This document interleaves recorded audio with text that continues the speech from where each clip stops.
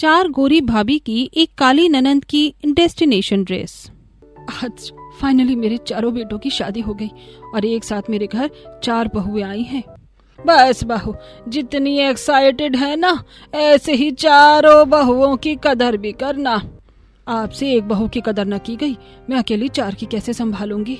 ठीक वैसे ही जैसे मुझ 4 के बराबर एक को संभाल लिया। सास बहू नोकझोंक कर रही होती हैं कि तभी गरिमा पानी से भरा जग लेकर भाभी के कमरे में जा रही होती है।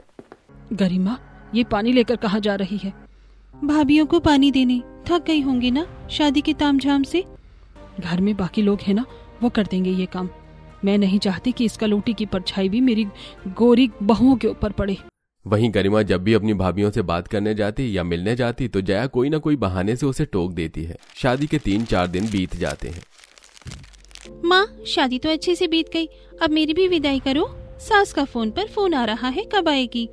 मेरा मन तो नहीं कर रहा मेरी बच्ची तेरी विदाई करूं, लेकिन अब बेटियां तो पराई होती हैं, कितने दिन रखूंगी।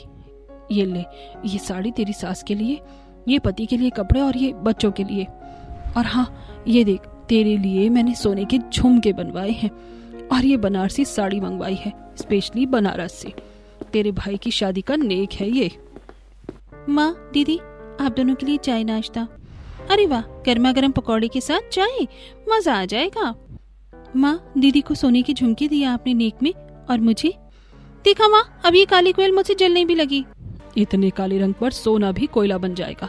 और कौन सा तू कहीं जा रही है कि तुझे भी नेक चाहिए? जाकर काम कर, आई बड़ी मेरी बराबरी करने। बड़ी बेटी महिमा को घर में माँ से बहुत दुलार और मान सम्मान मिलता, वहीं गरिमा से कोई सीधे मुंह तक बात नहीं करता। माँ जी, आज खाने में क्या बनेगा? तू खाना क्यों बनाएगी बहू? देख कितनी गोरी चिट्टी है, किचन में काम करेगी तो चेहरे का ग्लो ढल जाएगा। तुम बहुए जाकर आराम करो, ये गरिमा है ना, ये खाना बना लेगी। क्यों गरिमा? ठीक है माँ, मैं सब कर दूंगी। बहू, तुम सभी आराम कर लो, चाहिए तो पार्लर या शॉपिंग चली जाओ। हमेशा चमकती दमकती रहा करो, काम तो होता ही रहेगा। जी माँ जी। फिर चारों बहुएं कमरे में चली जाती हैं। यार, हमारी सास कितनी औसम है ना दीदी। हाँ, लेकिन मुझे बिल्कुल भी अच्छा नहीं लग रहा जैसे माँ ने गरिमा से बात की और सारा काम उसे करने को कहा। हमें ससुराल में आराम मिल रहा है ना, फिर क्या करना? वो हमारी काली कलूटी ननंद से काम करवा रही हो तो कम से कम हमें अपने आप को टाइम देने के लिए स्पेस तो मिल रहा है। वैसे भी वो गरिमा मुझे कुछ खास पसंद नहीं है, और नहीं तो क्या, कभी कुछ बोलती नहीं है, अपने आप में गुमशुदा रहती है। बड़ी दीदी को देखा है, 56 छुरी है, एकदम तेज तर्रार। माना कि दोनों बहनें बहुत ऑपोजिट हैं। गरिमा से हमें कुछ खास लगाव नहीं है, लेकिन बहनों, तुम्हें नहीं लगता कि गरिमा के साथ जो हो रहा है वो गलत है? जब से हम इस घर में आए हैं, कोई हमारी छोटी ननंद सी ढंग से बात भी नहीं करता। उसे बस उसके काले रंग के लिए ताने देते हैं और घर में नौकर जैसा ट्रीट करते हैं। तुमने सही कहा सुनैना, आज शाम में अपने पतियों से बात करते हैं इस बारे में हम। मोहित जी, घर में सब कितना मिलजुल कर रहते हैं, लेकिन छोटी ननंद जी के साथ सब इतने उखड़े से क्यों रहते हैं? यार, वो हमेशा घर में सबसे अलग रही है, तो हमने कभी नोटिस ही नहीं किया। और गरिमा के काले रंग की वजह से सोसाइटी में सभी हमारा मजाक भी बनाते हैं। कुछ तो ये भी कारण है। सुनिए जी, क्यों ना कल हम गरिमा दीदी को शॉपिंग या घुमाने ले चली? हाँ, बट गरिमा कहीं जाना पसंद नहीं करती। तुम खुद शॉपिंग पर चली जाओ, चाहिए तो उसके हिस्से की शॉपिंग तुम कर देना। वो क्या है ना, अब बाहर जाओ तो सब घूर कर देखते हैं तो अच्छा नहीं लगता, और उसका नेचर भी थोड़ा अलग है। कहीं ना कहीं हमने भी गरिमा के साथ उतना वक्त नहीं बिताया, हमेशा अपने काम में बिजी रहे हैं, इसलिए भी वो घुल मिल नहीं पाई है। ऐसे ही सारी बहुएं जब अपने अपने पतियों से बात करती हैं और उन्हें यह साफ पता चलता है कि घर में कोई गरिमा से ज्यादा प्यार और लगाव नहीं रखता। ऐसे ही एक दिन, ये काली बिल्ली काले सूट में कहाँ चली? माँ लाइब्रेरी जा रही थी। एक तो इतनी काली, ऊपर से काला कपड़ा ही मिला पहनने को। कम से कम सोसाइटी में मेरी नाक तो मत कटवा। जाकर कपड़े बदल और घर का काम कर, कहीं नहीं जाना है। गरिमा फूट फूट कर रोने लगती है और कमरे में चली जाती है। बहुएं ये सब देख रही होती हैं। बहू, तुझे गरिमा से ऐसे बात नहीं करनी चाहिए। आपने नहीं देखा कितना गाढ़ा रंग पहना था उसने? कपड़े के रंग में शक्ल इतनी ढल गई कि कोई देखे तो समझ ही ना आए। सारे बच्चों को एक ही कोख से जन्मा है, लेकिन इसी बच्ची से तुझे ऐसा बर्ताव करना होता है। इतना लगाव है तो आप ही प्यार जता दिया करो। चारों बहुएं ये सब देख रही होती हैं। दादी माँ जी गरिमा के साथ इतना बुरा बर्ताव क्यों करती है? ऐसे तो बस एक माँ अपनी सौतेली बच्ची के साथ ही कर सकती है। कहीं गरिमा दीदी एडॉप्टेड तो नहीं है? नहीं नहीं, ऐसा नहीं है। दरअसल जया बहू के ऑलरेडी 5 बच्चे हो गए थे, सभी बहुत ही गोरे और सुंदर, और ना चाहते हुए भी जया के पेट में गरिमा आ गई और फिर जया ने छठा बच्चा किया। गरिमा के काले रूप के कारण जया को समाज में हमेशा मजाक का पात्र बनना पड़ता था। वो कहीं भी गरिमा को लेकर जाती थी तो सब कहते थे कि अफ्रीका से उठाकर लाई हो क्या, काली बिल्ली जैसी बच्ची है। समाज के तानों से धीरे धीरे जया के अंदर गरिमा के लिए नफरत भर गई और गरिमा और जया में दूरियां आ गई। गरिमा के काले रंग की वजह से जो भी जया ने फेस किया, उसी कारण से वो उससे इतना बुरा कहती है और पसंद नहीं करती। लेकिन इसमें तो गरिमा दीदी की कोई गलती भी नहीं है, और हम समाज के मुंह पर टेप लगाकर उन्हें चुप भी तो नहीं करवा सकते हैं ना। मैंने बहुत कोशिश की कि जया का बिहेवियर गरिमा के प्रति बदल जाए, लेकिन इस जन्म में ये मुमकिन नहीं, और यही नफरत जया ने महिमा में भी भरती है, जिस कारण महिमा भी गरिमा को पसंद नहीं करती। चलो जाओ, अब अपना अपना काम करो, मुझे आराम करने दो। हम फालतू में गरिमा को जज कर रहे थे, उसे तो बचपन से ही माँ का प्यार नहीं मिला। माँ जी हमेशा से अपने बाकी बच्चों और गरिमा में समाज की वजह से भेदभाव करती आई हैं। लेकिन दीदी, हम तो वो प्यार गरिमा को दे सकते हैं ना, जो उसे कभी नहीं मिला। हाँ, अब हम गरिमा की भाभियाँ उसकी खुशी का कारण बनेंगे। जिसके बाद सारी बहुओं का नजरिया गरिमा के प्रति बदल जाता है। अरे ओ कल्लू महारानी, ये मेरी अलमारी कितनी गंदी पड़ी है, अब तक साफ क्यों नहीं की तूने? मैं अभी कर देती हूँ माँ। मेरे लौट कर आने से पहले साफ हो जानी चाहिए। नैनन जी, आपको लाइब्रेरी जाना था ना, आप जाकर आ जाइए, काम मैं कर देती हूँ। नहीं नहीं, माँ डांटेंगी। माँ को पता चलेगा तब तो। फिर गरिमा लाइब्रेरी चली जाती है और मनीता सास की अलमारी साफ कर देती है, लेकिन लौटते समय सास गरिमा को लाइब्रेरी से आते हुए देख लेती है और घर पर उसकी क्लास लगा देती है। तेरी हिम्मत कैसे हुई बाहर जाने की, और मैंने तुझे काम करने को बोला था, तूने अपनी भाभी को काम पर लगा दिया। बहुत कामचोर हो गई है, कलूटी कलमुही कहीं की। मेरी भाभी अभी माँ की जैसी है, पता नहीं इन्हें मुझसे क्या दुश्मनी है। गरिमा मुझे गलत सोच रही होगी, जबकि मैं तो बस मदद करना चाहती थी। चारों भाभियां गरिमा को जितना हो सके आराम देने की कोशिश करती और घर का सारा काम खुद करती। ये देख जया जी हमेशा गरिमा को सुनाती कि मेरी बहुओं से काम करवाती है, जिस कारण गरिमा को ये लगने लगता है कि उसकी भाभियां उसकी माँ को भड़काती हैं। एक दिन, माँ मुझे पैसे चाहिए थे, पढ़ाई कंप्लीट हो गई है तो सोच रही थी कि ब्यूटिशियन का कोर्स कर लेती। मेरे पास तुझ जैसी कलूटी पर पैसे खर्च करने के लिए नहीं है। ग्रेजुएशन पढ़ लिया, बहुत है, अब शादी करके तुझे भी विदा करूंगी। मेरी महिमा की शादी तो ऐसे ही हो गई, तेरे तो काले रंग के लिए दहेज भी बहुत लगेगा। अब या तो तेरी शादी में दहेज दूं या तेरी ख्वाहिशें पूरी करूं। जा जाकर काम कर। गरिमा रोते हुए कमरे में चली जाती है और भाभियां किचन में काम करते हुए एक दूसरे की बात पर हंस रही होती है। तो गरिमा को लगता है कि भाभियां गरिमा पर हंस रही हैं, जिस कारण उसे अपनी भाभियों से और चिढ़ हो जाती है। वहीं दूसरी तरफ जया जी अब गरिमा की शादी के लिए लड़का ढूंढना शुरू करती हैं। अरे ओ बहुओं, आज तुम्हारी कल्लू ननद को देखने लड़के वाले आ रहे हैं। थोड़ा सा पुट्टी लपेट कर अच्छे से तैयार कर देना उसे, ताकि रिश्ता लग जाए। माँ जी, ननद जी को ऐसा क्यों कहती हो आप? कलोटी को कलोटी ना बोलूं तो क्या दूध की मलाई बोलूं? जाओ जाकर उसे तैयार करो।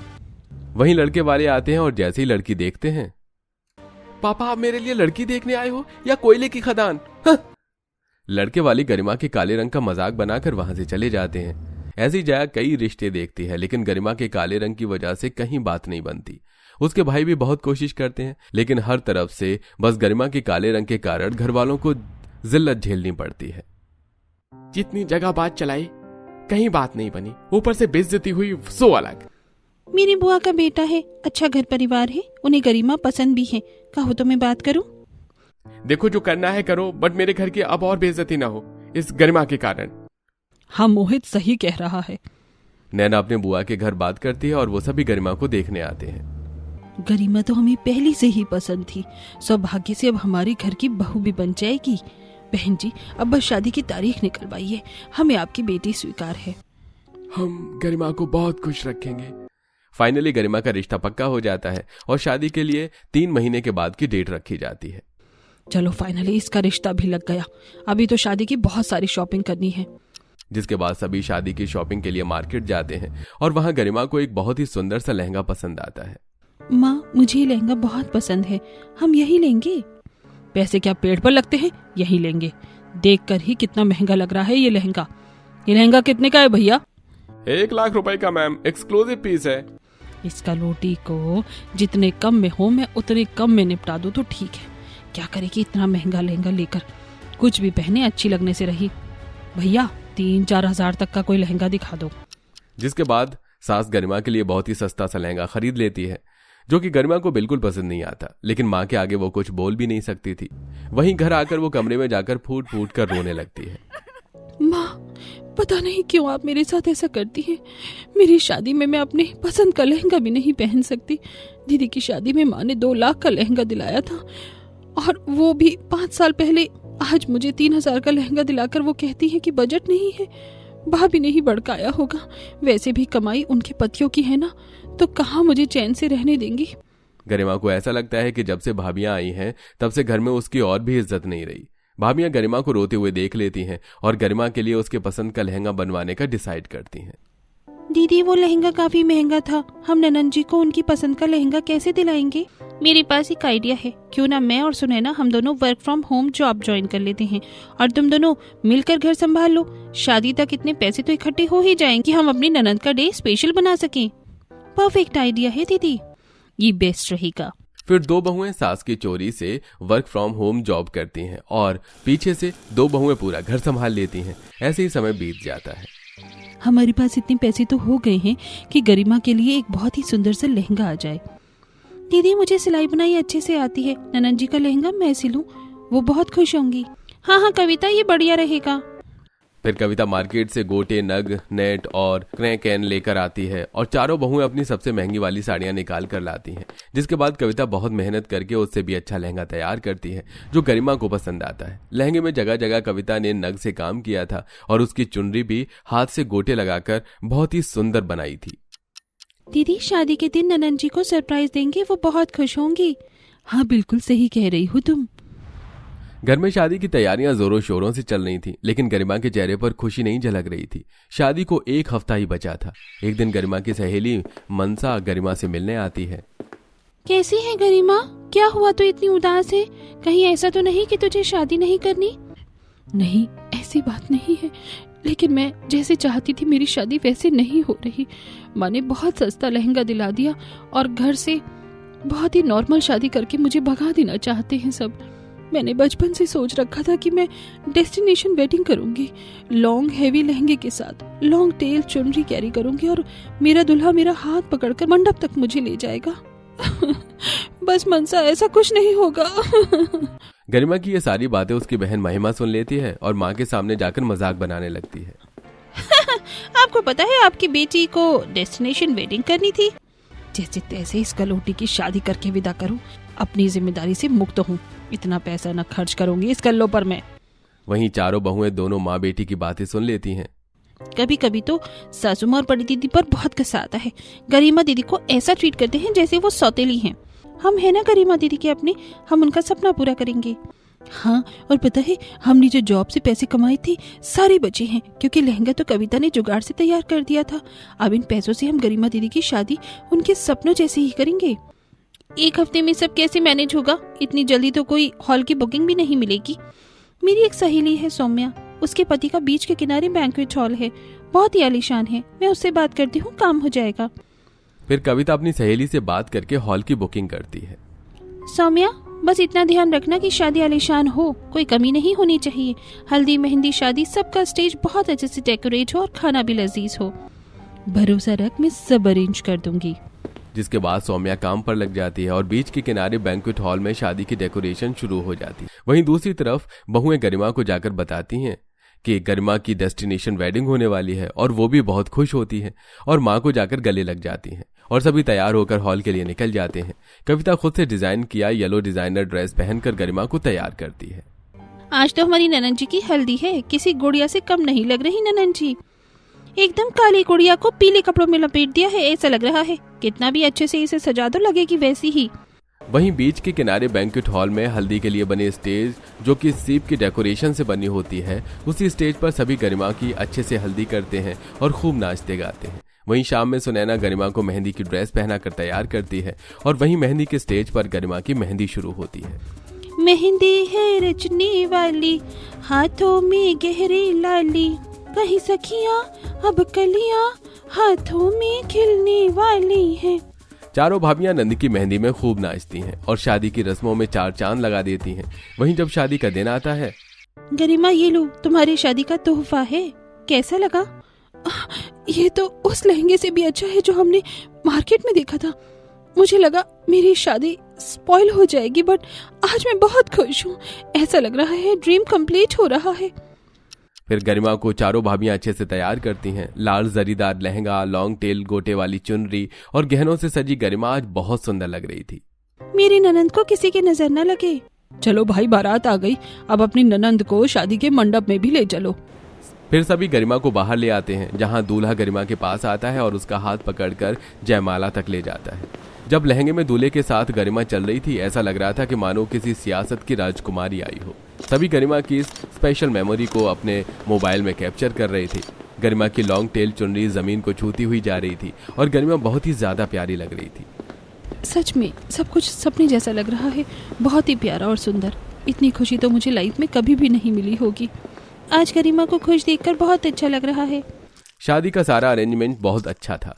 सारे मेहमान काफी तारीफ कर रहे थे और बीच के किनारे गरिमा की डेस्टिनेशन शादी संपन्न होती है और जब विदाई का समय आता है, गरिमा रोते हुए माँ से लिपट जाती है।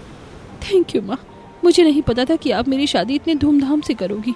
डेस्टिनेशन वेडिंग मेरा ड्रीम था, मुझे लगा सब खराब हो गया है, लेकिन ये सब अरेंजमेंट तो मैंने किया ही नहीं। माँ ने मेरी शादी में इतना खर्चा नहीं किया तो तुझ कल्लों पर कहाँ से करती। भाभी, ये आप चारों ने किया है? हाँ ननद जी, हम चारों ने। आपका रिश्ता लगते ही खूब मेहनत करके पैसे इकट्ठे किए और ये सारा अरेंजमेंट किया। अपनी इतनी प्यारी ननद का इकलौता ड्रीम कैसे न पूरा करते हम।